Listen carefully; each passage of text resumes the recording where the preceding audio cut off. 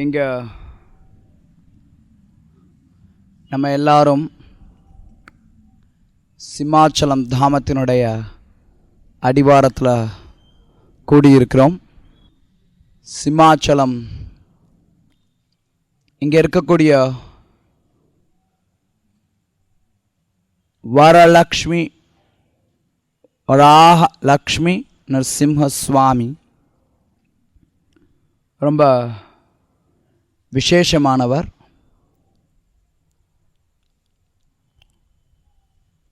நரசிம்மதேவருடைய அவதாரம்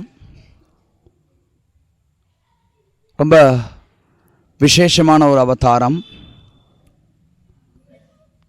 குறிப்பாக இந்த இடத்துல நரசிம்மதேவர் பிரகலாதருக்கு காட்சி கொடுத்தார். எல்லாருக்கும் தெரியும் நரசிம்மதேவருடைய அவதார லீலையை பற்றி அடிப்படையான விஷயங்கள். ஹிரண்யகசிபு பிரகலாதரை பல வழிகளில் கொல்றதுக்கு முயற்சி செய்தான். அந்த முயற்சிகளில் ஒன்று மலையிலிருந்து பிரகலாதரை தூக்கி வீசுறது அப்படிங்கிறது. அப்படி மலையிலிருந்து பிரகலாதரை தூக்கி வீசுறதுக்காக அவங்க தேர்ந்தெடுத்த மலை தான் சிம்மாச்சலம். இந்த மலையிலிருந்து இங்கே கொஞ்சம் தொலைவில் இருக்கக்கூடிய கடலில் பிரகலாதரை தூக்கி வீசுறதுக்கு முயற்சி பண்ணாங்க. அப்போ பிரகலாதரை அவர் கீழே போகிறதுக்குள்ளார பகவான் ஸ்வயம் அவரை தாங்கி பிடிச்சார். அப்போ அந்த தருணத்தில் பிரகலாதருடைய வேண்டுகோளின்படி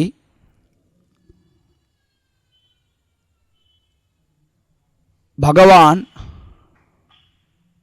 தன்னுடைய 2 அவதாரங்களை ஒன்றாக இணைத்த ஒரு ரூபத்தை பிரகலாதருக்கு காட்டியதாக சிம்மாச்சல ஸ்தல புராணம் சொல்லுது. அதாவது நம்ம தரிசனம் எடுத்த பகவான் சந்தனத்தினால முழுசாக மறைக்கப்பட்டிருக்கிறார். நம்ம பார்க்கறதுக்கு ஒரு லிங்கம் மாதிரி தென்படுறார். அவர் இங்கே நித்திய ரூபம் அப்படின்னு அழைக்கப்படுறார். அதே நேரத்தில் அந்த சந்தனத்துக்குள்ளார் இருக்கக்கூடிய பகவானுடைய விக்கிரகம் நிஜ ரூபம்னு அழைக்கப்படுகிறார். அந்த நிஜ ரூபம் வருஷத்தில் ஒரு தடவை எப்போ அக்ஷய திருப்தி அப்போ இங்கே சந்தன் யாத்திரான்னு ஒரு பெரிய மேளா நடக்கும்.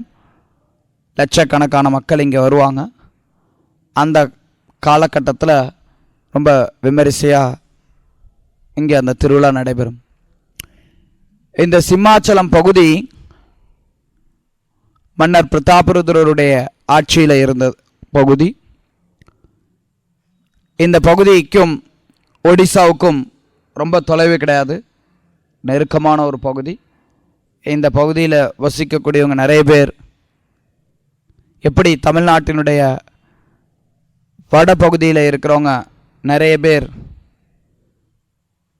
தெலுங்கு பேசக்கூடியவங்க, அங்கே வசித்தவங்க இங்கே வசித்தவங்க, அந்த மாதிரி சில கலப்படங்கள் இருக்கோ, அதே மாதிரி இந்த பக்கத்தில் இந்த பகுதிகளில் ஒடிசாவோட ஒடிய மொழியோட கலப்படம் கொஞ்சம் இருக்கும்.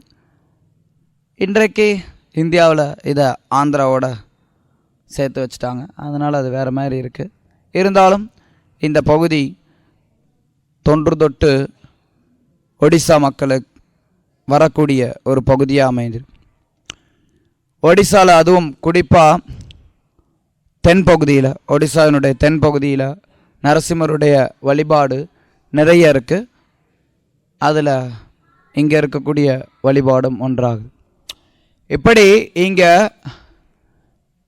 பகவான் நித்திய ரூபம் நிஜ ரூபம் இப்படி 2 ரூபங்களில் அவர் இங்கே வரக்கூடிய பக்தர்களுக்கு காட்சி கொடுக்கிறார். பெரும்பாலும் நித்திய ரூபத்தில் காட்சி கொடுக்கிறார். சில நேரங்களில், அதாவது வருஷத்துக்கு ஒரு நாள் நிஜ ரூபத்தில் காட்சி கொடுக்கிறார். அந்த நிஜ ரூபம் எப்படிப்பட்ட ரூபம் அப்படின்னா, அவருடைய தலை வராகருடைய தலையாகவும், அவருடைய திருமேனி மனிதரை போன்றவும், அவருடைய வாள் சிங்கவாளாகவும், இப்படி ஒரு அற்புதமான ரூபத்தில் பிரகலாதருக்கு காட்சி கொடுத்ததா சொல்லப்படுது. இந்த ரூபமானது வேற எந்த ஒரு புராணங்களையும் சொல்லப்படலை. இருந்தாலும் ஸ்தல புராணங்களில் சொல்லப்பட்டிருக்கு. நம்ம எந்த நேரத்தில் ஸ்தல புராணங்களுடைய கூற்றுகள் முக்கிய புராணங்களுடைய கூற்றுகளுக்கு விரோதம் இல்லாமல் இருக்கோ, அப்போ ஸ்தல புராணங்களை நம்ம பிரமாணமாக எடுத்துக்கொள்ளலாம். அதன் அடிப்படையில் இதையும் நம்ம ஏற்றுக்கொள்கிறோம். இங்கே பிரகலாதரை காப்பாற்றுறதுக்காக பகவான் அவதரித்தார் இந்த இடத்துல. அதுக்கப்புறம் பிரகலாதர் இங்கே இந்த மலையில் வராக லக்ஷ்மி நரசிம்மருக்கு கோயில் எழுப்பினதா சொல்லப்படுது. அதுக்கப்புறம் காலப்போக்கில் பகவான் மறைஞ்சிட்டார். அதுக்கப்புறம் சந்திர வம்சத்தில் வந்த மன்னர் புரூரவர், ஸ்ரீமத் பாகவதம் படித்தவங்களுக்கு தெரியும், 9வது காண்டத்தில் வருகிறார் அவர் மன்னர் புரூரவர். அவர் ஊர்வசியோட இங்கே தெய்வாதீனமாக வரவழைக்கப்பட்டார். அப்படி அவர் இங்கே வந்தப்ப அவர் புதஞ்சு கடந்த வராக லக்ஷ்மி நரசிம்மரை மறுபடி கண்டெடுத்து இங்கே கோயிலை எழுப்பினார். இந்த கோயிலினுடைய அடிப்படை கட்டமைப்பு இப்போ இருக்கக்கூடிய மாற்றம் அடைஞ்சிருக்கலாம். புரூரவரை தொடர்ந்து இங்கே வழிபாடு நடந்துருக்கிறதா சொல்லப்படுது. புரூரவருடைய அவர் இங்கே கோயிலை நிர்மாணித்து கொண்டிருந்த காலகட்டத்தில் தான் நரசிம்மர் அசிரீரி மூலமாக அவருக்கு தகவல் தெரிவித்தார். என்னை எப்போவுமே சந்தனத்தில் மூடி வச்சிரு, வருஷத்துக்கு ஒரு தடவை அந்த சந்தனத்தை மாற்றினா போதும்னார். ஸோ அந்த பழக்கம் இன்றைக்கும் இங்கே கடைபிடிக்கப்பட்டு வருது. இது இந்த இடத்தினுடைய விசேஷத்தன்மை. சைத்தன்ய மகாபிரபு இங்கே வந்திருக்கார். அவர் இங்கே வந்தப்போ நிகழ்ந்த நிகழ்ச்சிகளை நம்ம அங்கே உட்காந்து சைத்தன்ய சரிதாமிரதத்திலேருந்து படித்தோம். ஸ்ரீல பிரபுபாதரும் இங்கே வந்திருக்கார் தன்னுடைய சீடர்களோட. ஸ்ரீல பிரபுபாதர் சிம்மாச்சலத்துக்கு வந்திருக்கார். நீங்கள் பார்க்கலாம், இஸ்கானில் ஸ்ரீல பிரபுபாதருடைய நிறைய பிரபலமான படங்கள் இருக்குது. அதில் ஒரு படம் என்ன அப்படின்னா, ஒரு சம்பக மலரை ஸ்ரீல பிரபுபாதர் எடுத்து அப்படி நுகர்ந்த மாதிரி இருக்கும். அது சிம்மாச்சலத்தில் எடுத்த படம். சிலர் பார்க்கலாம், சில நேரத்தில் போய் பாருங்க.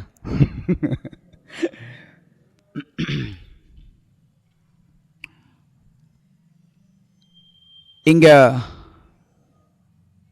கோயிலுக்கு முன்னாடி இப்போ நம்ம பஸ் ஏறி போனோம், படிக்கட்டில் ஏறி போனோம், அதாவது பஸ்ஸில் ஏறி போனோம், படிக்கட்டில் ஏறி போனோம் அப்படின்னா ஒரு 1000 படிக்கட்டு இருக்குதுன்னு சொல்கிறாங்க. கொஞ்சம் பொறுமையாக தனிமையாக வந்தோம் அப்படின்னா ஏறி போகலாம். கூட்டமாக வரும்போது முடியாது. நிறைய மக்கள் இந்த மலையை இன்றைக்கும் படிக்கட்டு மூலமாக ஏறி போகிறவங்க இருக்காங்க. எப்படி பார்த்தாலும் இந்த இடம் ரொம்ப விசேஷமானது. ஸ்ரீ வைஷ்ணவ சம்பிரதாய ஆச்சாரியர்களால் பராமரிக்கப்பட்டு வருது.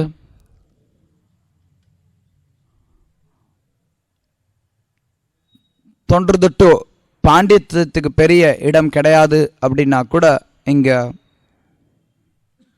நிறைய மக்கள், நிறைய பக்தர்கள், அவர்களுடைய வருகை, அவர்களுடைய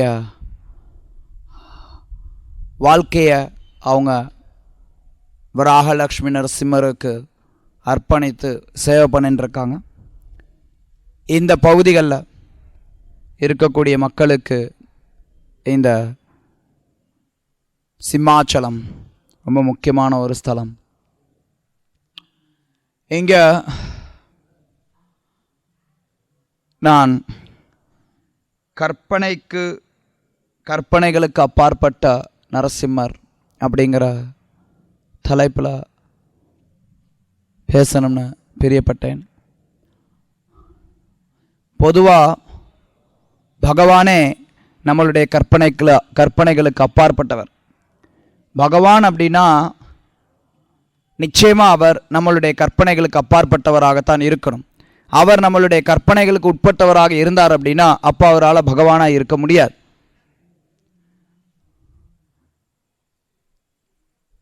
கிருஷ்ணரே கூட அவரையே புரிந்து கொள்ள முடியாதுன்னு சொல்லப்படுது. கிருஷ்ணருடைய இரண்டு சக்திகளுக்கு நடுவில் எப்போவுமே ஒரு போட்டி இருக்கு. அவருடைய வைபவங்கள் என்றுமே அதிகரித்து கொண்டே இருக்கு. அவருடைய ஞானம் எப்போவுமே பூர்ணமானதாக இருக்கணும். அதே சமயத்தில் அவருடைய வைபவமானது எந்த ஒரு ஞானத்திற்கும் உட்பட்டதாக இருக்கக்கூடாது. அந்த ரீதியில் பகவானுடைய வைபவத்திற்கும் அவருடைய ஞானத்திற்கும் நடுவில் என்றைக்குமே போட்டி இருந்து கொண்டே இருக்கு.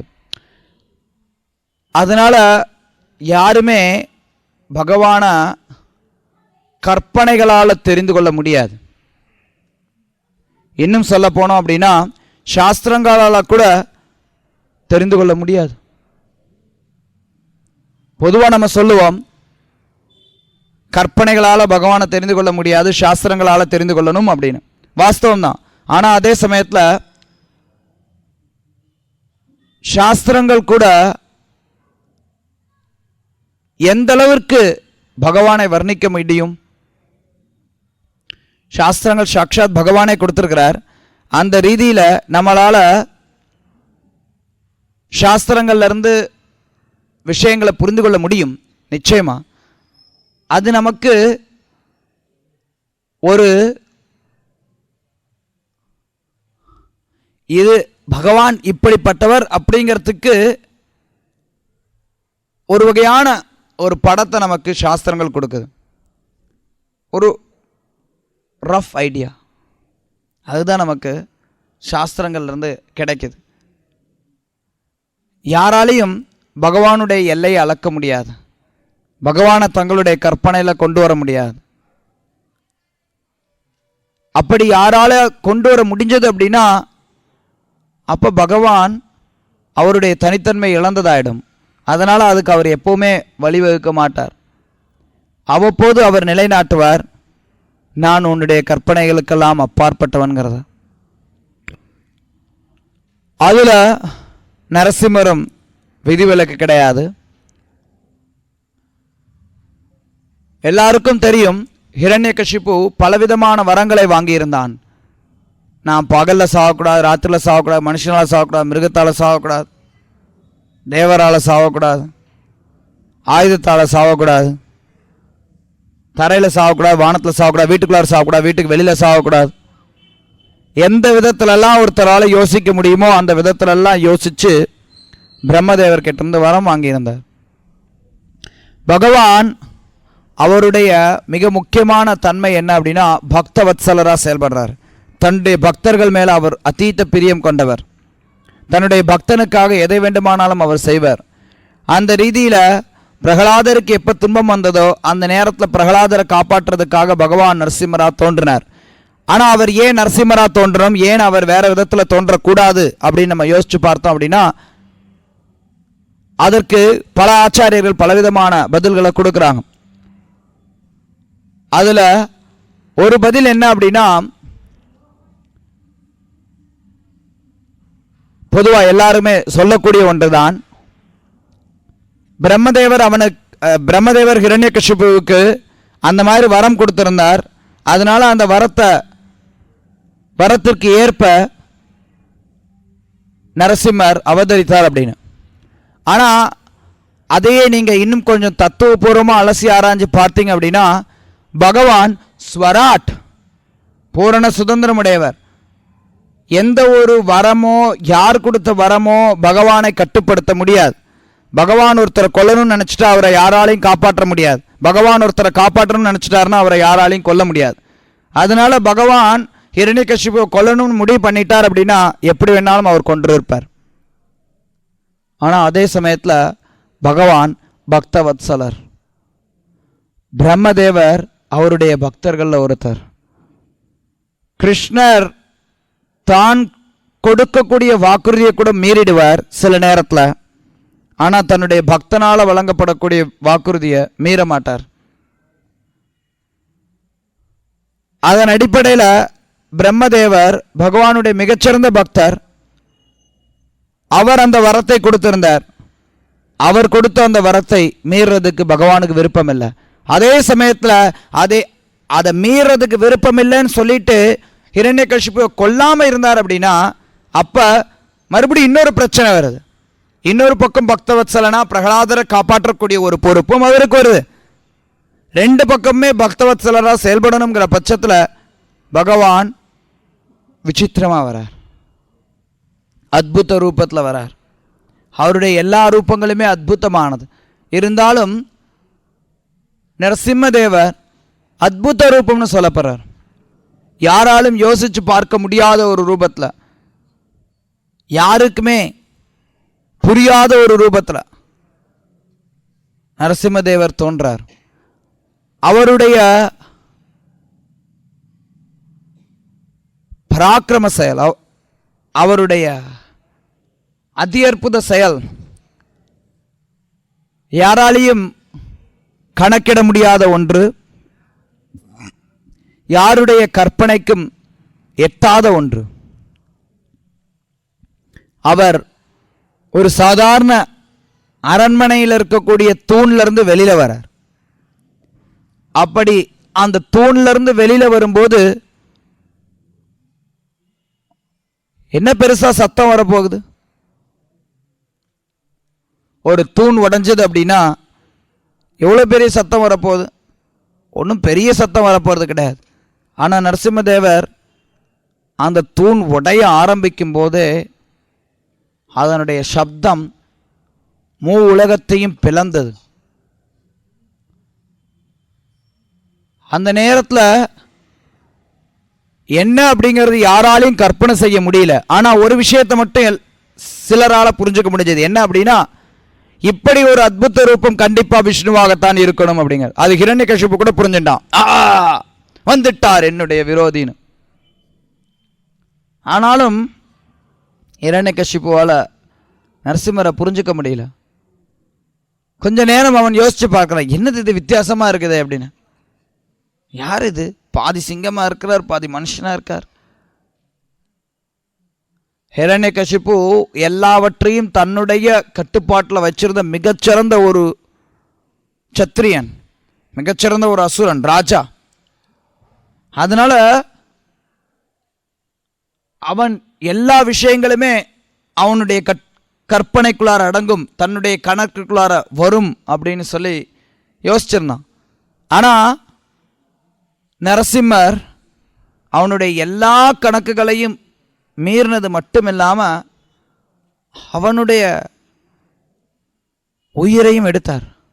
அது எல்லாமே அற்புதமானது. எல்லாரும் பயப்படுறாங்க.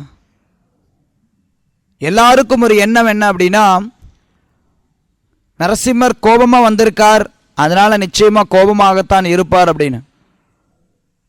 அதனால அவருடைய பக்தர்களே கூட பிரம்மதேவர், சிவபெருமான் உட்பட அவருடைய பக்தர்களே கூட அவரை அணுகிறதுக்கு தயங்குறாங்க. பகவான் ரொம்ப கோபமாக இருக்கார். அவர் என்ன மனப்பான்மையில் இருப்பார் அப்படிங்கிறத அவங்களால புரிஞ்சுக்க முடியல.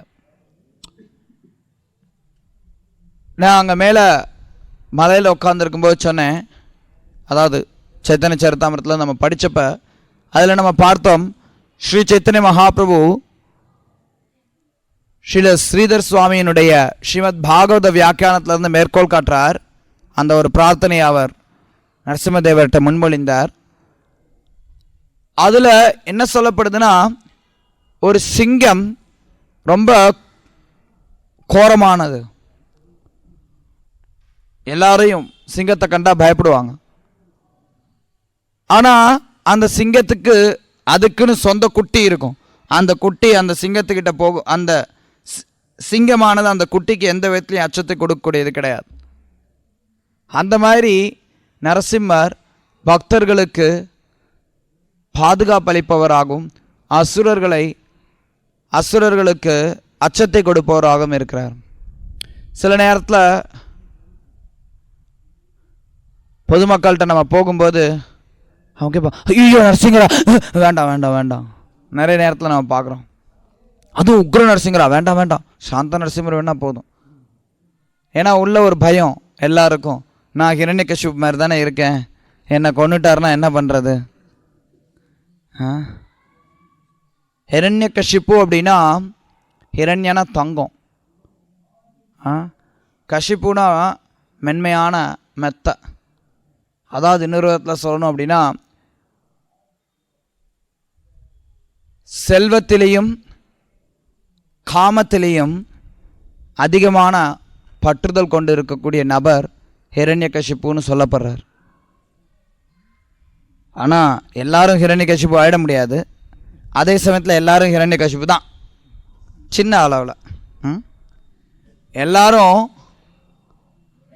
அவ்வளோ பெரிய ஹிரண்யகசிப்பு ஆக முடியாட்டியும் இன்றைக்கு உலக வாழ்க்கையில் இருக்கக்கூடிய பெரும்பாலான மக்கள்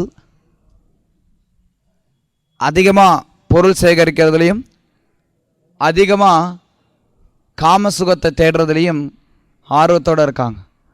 அதனால் அத்தகைய நபர்கள் எல்லாரும் ஹிரண்யகசிப்புவாக வாழ்கிறாங்க. அத்தகைய ஹிரண்யகசிப்புகளுக்கு நிச்சயமாக நரசிம்மரை பார்த்தரையும் பயப்படுவாங்க. ஆனால் பக்தர்கள் நரசிம்மரை பார்க்கும்போது ஒரு குட்டி சிங்கம் தன்னுடைய தாயை பார்க்கும்போது என்ன ஒரு உணர்ச்சி இருக்குமோ அந்த உணர்ச்சியோட பார்க்கிறார்கள். அதனால் சில நேரங்களில் நிறைய மக்களுடைய கற்பனைகளுக்குள்ளார வர முடியாது நரசிம்மதேவர். சில பேர் கடவுள் அப்படிங்கிறவர் பற்றி ஏதாவது ஒரு சில அடிப்படை அபிப்பிராயங்கள் வச்சுருக்கவங்களால கூட நரசிம்மர் அப்படிங்கிறத புரிஞ்சுக்க முடியாது.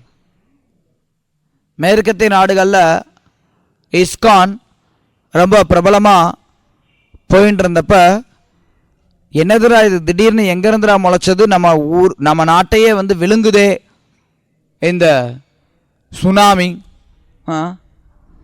கிருஷ்ண பக்தி அப்படிங்கிறது சில பிரபா உபயோகப்படுத்துவார், இது ஒரு காட்டுத்தீ மாதிரி பரவுதுன்னு.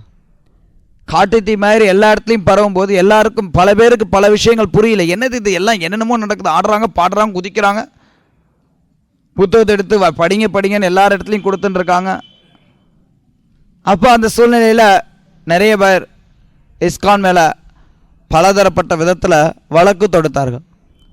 அந்த வழக்கில் ஒன்று என்ன அப்படின்னா, ஒரு வாதம் என்ன அப்படின்னா, பாருங்க இவங்க எந்த மாதிரி கடவுளை வழிபடுறாங்க, பார்க்கறதுக்கு பயமாக இருக்குது. நரசிம்மரை வழிபடுறத அவங்க வந்து புரிஞ்சுக்க முடியல. கடவுள் அப்படின்னா பொதுவாகவே யாருடைய கற்பனைக்கும் எட்டாதவர். சாஸ்திரங்களின் மூலமாக கடவுளை நம்ம ஓரளவுக்கு பார்க்க முடியும். ஆனால் பக்தியின் மூலமாக நம்ம கடவுளை உண்மையாக பார்க்க முடியும். அதுலேயும் யாராலையும் முழுமையாக பார்க்க முடியாது. ஆச்சாரியர்கள் என்ன உதாரணம் கொடுக்குறாங்க அப்படின்னா, எல்லா பறவைகளுமே பறக்குது. சில பறவைகள் 10 அடியில் பறக்கும், சில பறவைகள் கொஞ்சம் 20-30 அடியில் பறக்கும். காக்காலாம் எவ்வளோ பறக்கும்? 20-30 அடி. 50 அடி பறக்குமா? காக்கா பறக்கும், 50 அடி பறக்கும். இன்னும் சில பறவைகள்லாம் பார்த்தீங்கன்னா ரொம்ப உயரம் பறக்கும். கழுகுலாம் பார்த்தீங்கன்னா ரொம்ப உயரம் பறக்கும். ஆனால் எல்லாமே பறக்க தான் செய்யுது. அது மாதிரி எந்தெந்த பக்தர்கள்லாம் அதிகமான உணர்ச்சிகளை வச்சுருக்காங்களோ அவங்க மேல் தளத்தில் கொஞ்சம் கொஞ்சமாக போகிறாங்க. ஆனால் வானம் எல்லையற்றது. எவ்வளோ உயரத்துக்கு கழுகு பறந்தாலும் அந்த கழுகுக்கு மேலே எவ்வளவோ தூரத்தில் இருக்குது வானம். அது மாதிரி சில நேரத்தில் சில பக்தர்கள் பகவானை அதிகமாக புரிஞ்சுக்கலாம். ஆனால் அந்த அதிகமாக புரிஞ்சுக்கிறதுங்கிறது கூட அவருடைய எல்லை கிடையாது. நம்மளால் ஒரு சின்ன கோழி அளவுக்கு பறக்க முடிஞ்சால் கூட அது ஒரு பெரிய பாக்கியமாக நம்ம கருதணும். சாஸ்திரங்களின் மூலமாக, ஆச்சாரியர்களின் மூலமாக பக்தி பகவான் அப்படிங்கிற ஒரு விஷயத்தை நம்ம ஓரளவுக்கு புரிஞ்சுக்கலாம். அதனால தான் பகவானுடைய பல்வேறு சக்திகளில் ஒன்றாக அச்சிந்திய சக்தி சொல்லப்படுது. அச்சிந்திய சக்தி அப்படின்னா யாராலும் எண்ணி பார்க்க முடியாத ஒரு சக்தி, யாராலும் கற்பனை செய்ய இயலாத ஒரு சக்தி. அந்த சக்தி பகவான் கிட்ட இருக்கிறதுனால அவர் எப்படி செயல்படுவார், ஏன் அப்படி செயல்படுறார், யாராலையும் யோகிக்கவே முடியாது. அவருடைய திட்டம் என்ன அப்படிங்கிறது யாராலையுமே புரிஞ்சுக்க முடியாது. சில நேரத்தில் அவர் தன்னுடைய திட்டத்தை நிறைவேற்றினதுக்கு அப்புறம் அதை பற்றி நம்ம நிறைய விவாதிக்கலாம். ஆனால் அந்த திட்டத்தை நிறைவேற்றுறதுக்கு முன்னாடி அது புரியாது. உதாரணத்துக்கு பார்த்தோம் அப்படின்னா, சில நாள்களுக்கு முன்னாடி ஒரு பக்தர் வந்து கேட்டார். நாங்கள் இந்த சைத்தன்ய சரிதாமிர்தத்துக்கு சேவை பண்ணிட்டு இருந்தோம். அதில் ஒரு பக்தர் வந்து கேட்டார், அத்வைத ஆச்சாரியர் மகாபிரபுக்கு அந்த குறிப்பு அல்லது ஒரு கவிதை வடிவத்தில் எழுதி தரார். சந்தையில் அரிசிக்கு தட்டுப்பாடு இல்லை, சந்தையில் அரிசிக்கு தட்டுப்பாடு இல்லை. எல்லாரும் பைத்தியமாயிட்டாங்க, எல்லாரும் பைத்தியமாயிட்டாங்க. சந்தையில் அரிசிக்கு தட்டுப்பாடு இல்லை. என்ன அர்த்தம்? யாருக்கும் ஒன்றும் புரியல. அதுக்கப்புறம் மகாபிரபுடைய லீலையினுடைய முடிவு நிகழ்ந்ததுக்கு அப்புறம் எல்லா பக்தர்களாலையும் புரிந்து கொள்ள முடியுது, இது மகாபிரபுடைய லீலை முடிய போகுது அப்படிங்கிறதுக்கான ஒரு குறிப்புங்கிறது. இப்போ நம்ம ஈஸியாக சொல்லலாம், அது மூலமாக அத்வைத ஆச்சாரியர் சொன்னார், சந்தையில் அரிசிக்கு தட்டுப்பாடு இல்லை, எல்லாரும் கிருஷ்ண பக்தியை பயிற்சி பண்ண ஆரம்பிச்சிட்டாங்க, எல்லா இடத்துலையும் கிருஷ்ண பிரேமை இருக்குது, அரிசிக்கு தட்டுப்பாடு இல்லை, நீங்கள் இருக்கணுங்கிற அவசியம் கிடையாது, நீங்கள் உங்களுடைய லீலையை முடிச்சுக்கலாம் அப்படிங்கிறது தான் அத்வைத ஆச்சாரியருடைய கூற்று. ஆனால் நம்மளால் இப்போ அதை எளிமையாக புரிஞ்சுக்கலாம். அதுவும் குறிப்பாக நம்ம சைத்தன்ய சரிதாமிரத்தை படிச்சுக்கிட்டே வர்றோம் அப்படின்னா முடிய போகுதுங்கிறப்ப முடிய போகுது, இந்த மாதிரி ஒரு குறிப்பு வருது, இந்த குறிப்பில் இதுதான் அர்த்தம் அப்படின்னு நம்ம தெரிஞ்சுக்கலாம். அதில் ஒன்றும் கஷ்டம் கிடையாது. அந்த பக்தர் கேட்டார், இது இவ்வளோ எளிமையான குறிப்பாக தானே இருக்குது, இது ஏன் புரிஞ்சுக்க முடியாத ஒரு குறிப்புன்னு சொல்லப்படுது அப்படின்னு. நான் சொன்னேன், லீலை முடிஞ்சிருச்சு, அதனால் நம்மளால் புரிஞ்சுக்க முடியுது. லீலை முடியல அப்படின்னா நம்மளால் கற்பனை பண்ண முடியாது. அதே மாதிரி தான் நரசிம்மரை பற்றி இப்போ நம்ம விவாதிக்கலாம். நரசிம்மர் இப்படி அப்படி எவ்வளவோ விவாதங்கள் நம்ம வைக்கலாம். ஆனால் அந்த அவதாரத்துக்கு முன்னாடி யாராவுடைய கற்பனைக்கும் அவர் உள்ளடங்க மாட்டார். பகவானுடைய எல்லா அவதாரங்களும் அதே மாதிரி தான். பகவானுடைய லீலைகள் முடிஞ்சதுக்கப்புறம் அதை விளக்கிறது அப்படிங்கிறது எளிமையான ஒன்று. ஆனால் பகவானுடைய லீலைகள் நடக்கிறதுக்கு முன்னாடி அதை கற்பனை செய்கிறது அப்படிங்கிறது அவ்வளவு எளிதானது கிடையாது. இன்னும் சொல்லப்போனால் யாருக்கும் சாத்தியமானதும் கிடையாது. யாராலையும் அதை கற்பனை செய்ய முடியாது. நீங்கள் யோசிச்சு பாருங்க, பகவான் நரசிம்மதேவர் எந்த அளவிற்கு இந்த பிரபஞ்சத்தில் ஒரு தாக்கத்தை ஏற்படுத்தினார் அப்படின்னா, இந்த பிரபஞ்சத்தை கட்டுப்படுத்தக்கூடிய சிவபெருமான் பிரம்மதேவர் அவங்களாலே கூட புரிஞ்சுக்க முடியல. அவங்களே பிரமிச்சு போய் நிற்கிறாங்க, பயந்து போய் நிற்கிறாங்க.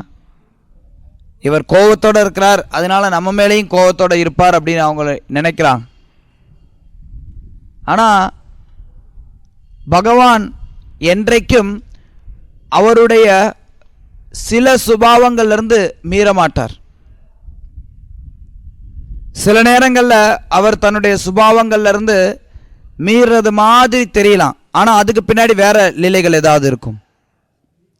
அவருடைய ஒரு முக்கியமான சுபாவம் என்ன அப்படின்னா பக்தவத்சலா. நான் தான் சொன்னேன், அவர் பக்தவத்சலர் அப்படிங்கிறதுக்காகத்தான் ஹிரண்யகசிபை கொல்றதுக்காக அவதரித்தார்.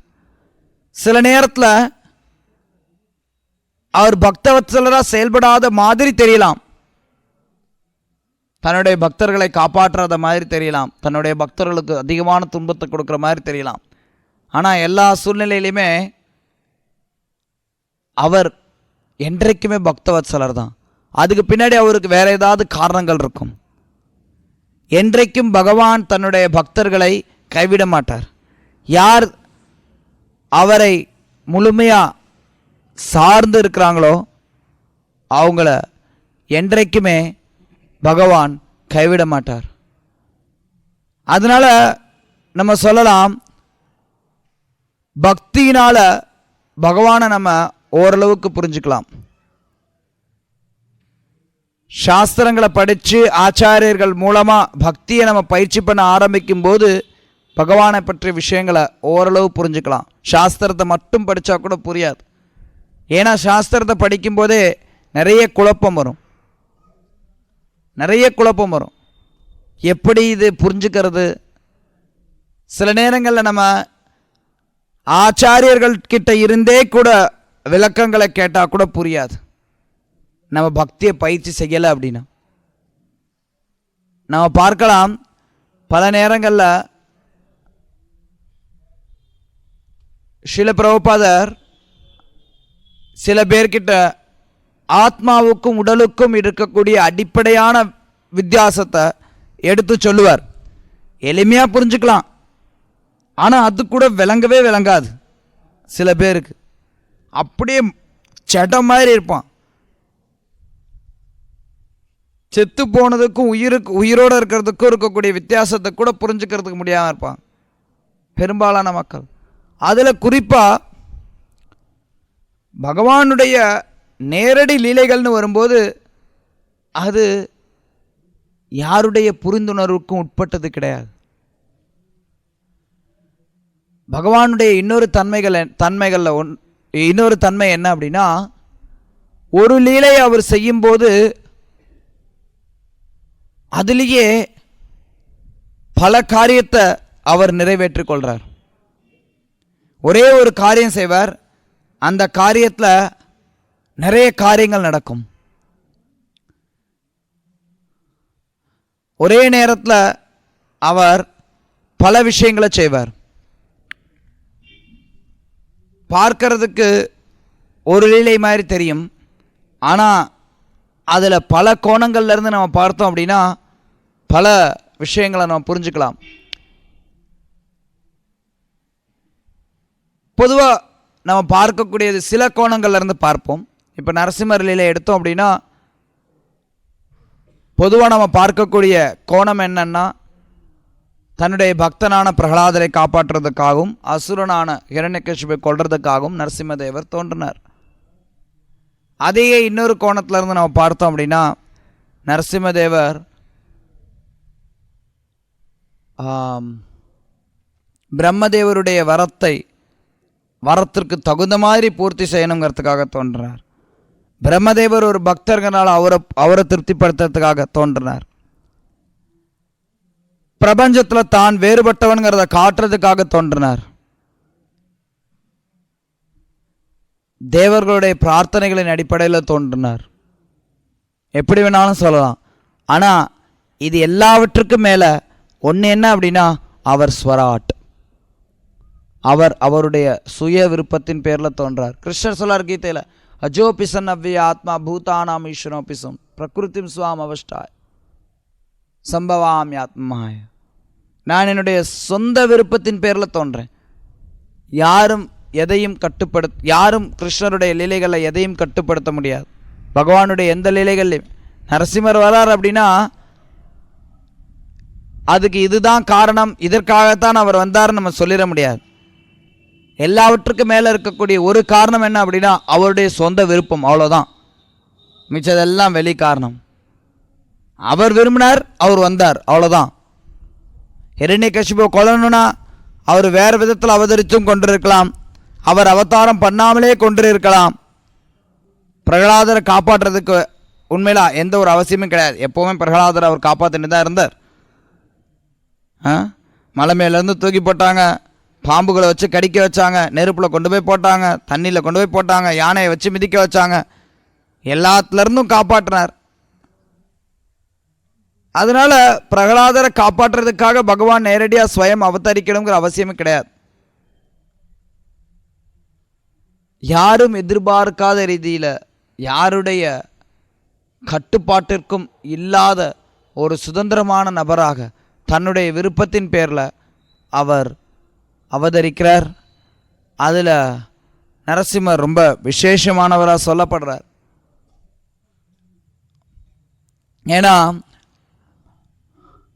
பொதுவாக நம்ம பார்க்கலாம், அதற்கு முன்னாடி பகவானுடைய ரூபங்கள் இல்லது அதற்கு பின்னாடி பகவானுடைய ரூபங்கள் எடுத்தால் கூட எல்லாமே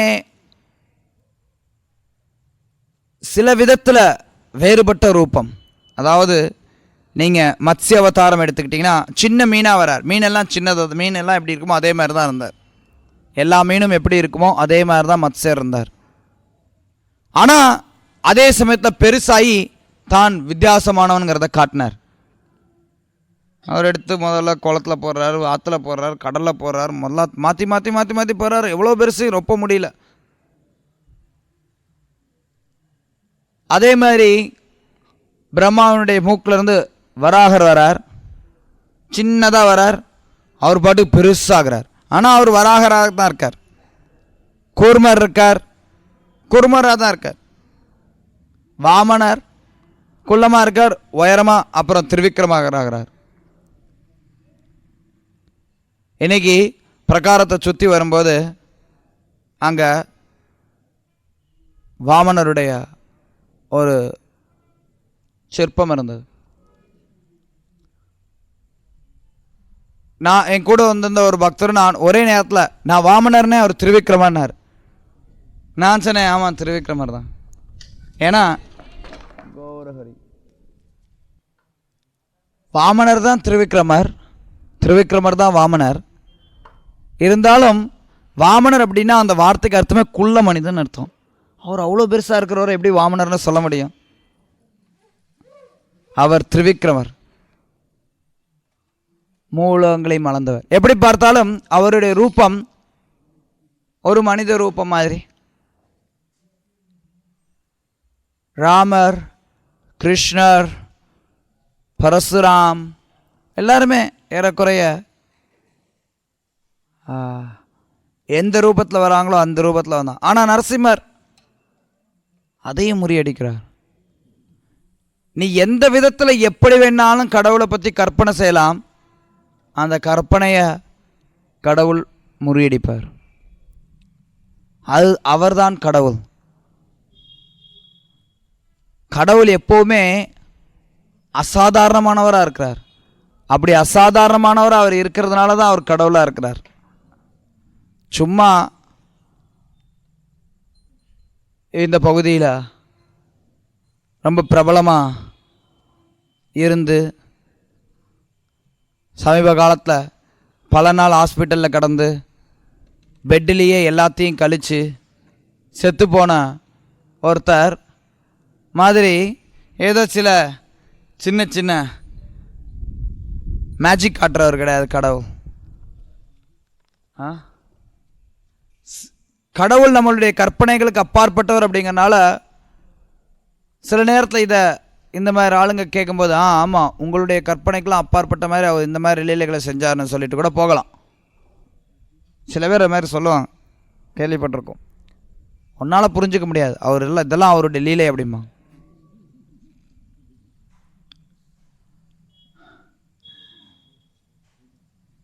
அதுதான் முதல்ல சாஸ்திர அறிவு அவசியம்.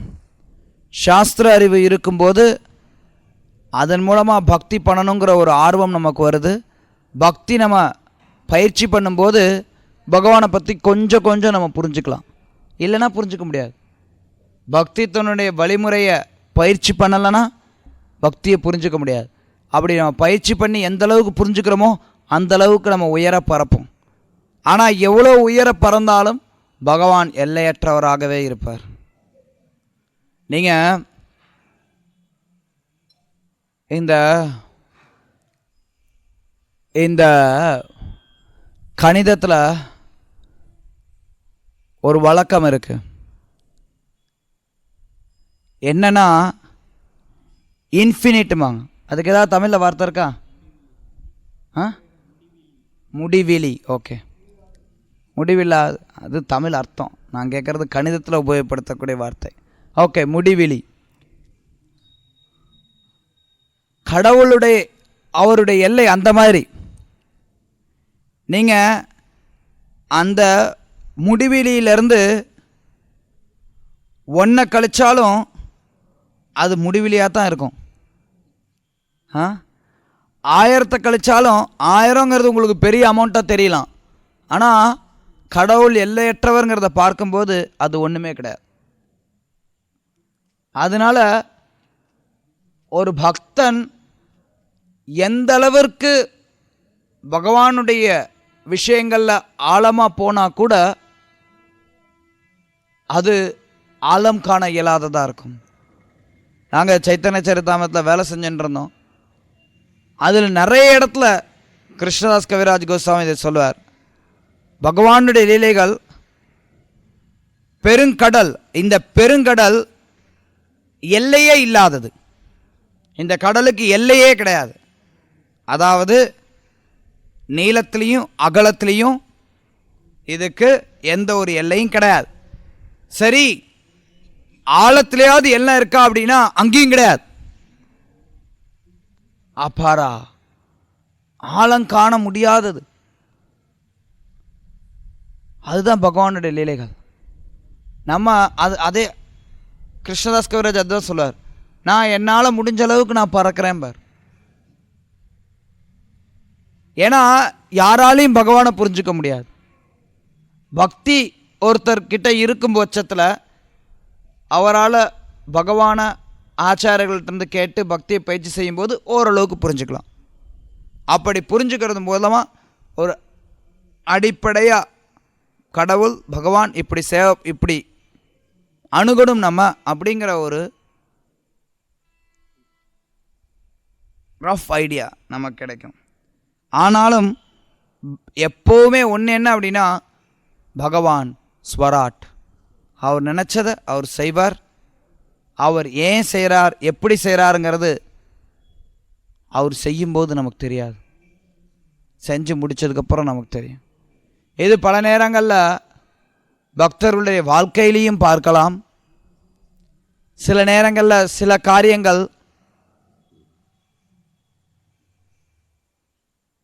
பகவான் பக்தவத்சலராக இருக்கிறதுனால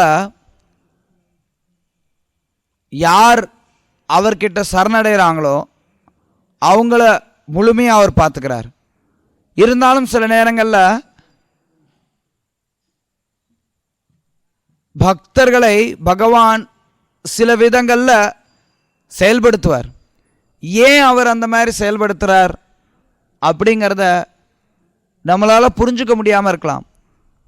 ஆனால் காலப்போக்கில் அப்படி செயல்பட்டதுனால இப்படி நடந்ததுங்கிறத தெரிஞ்சுக்கும் போது அப்படின்னு சொல்லிட்டு நம்மளால் ரெண்டு விஷயத்தையும் இணைக்க முடியும்.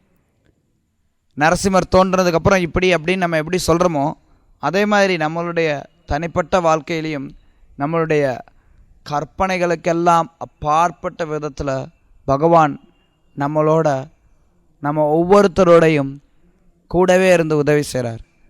கிருஷ்ணருடைய முக்கியமான குணம் இது, பக்தவத்சலா. அதனால் நம்ம எல்லோரும் இந்த ஒரு உறுதியோடு இருக்கணும். எல்லா நேரத்திலும் பகவான் தன்னுடைய பக்தர்களை கைவிட மாட்டார். நம்ம பக்தர்களாக இருக்கணும், அதுதான் முக்கியம்.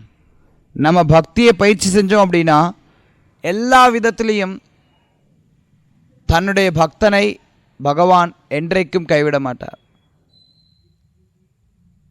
அது ரொம்ப அவசியமானது.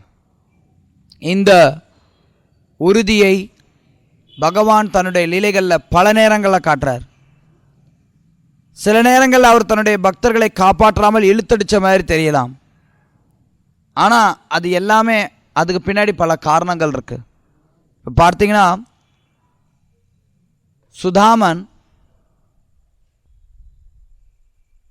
கிருஷ்ணருடைய பால்ய சிநேகிதர், மிகச்சிறந்த பக்தர்.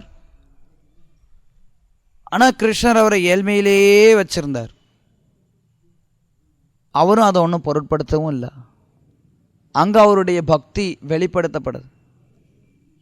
அதுக்கப்புறம் கிருஷ்ணர் அவருக்கு செல்வங்கள் எல்லாம் கொடுக்குறார்.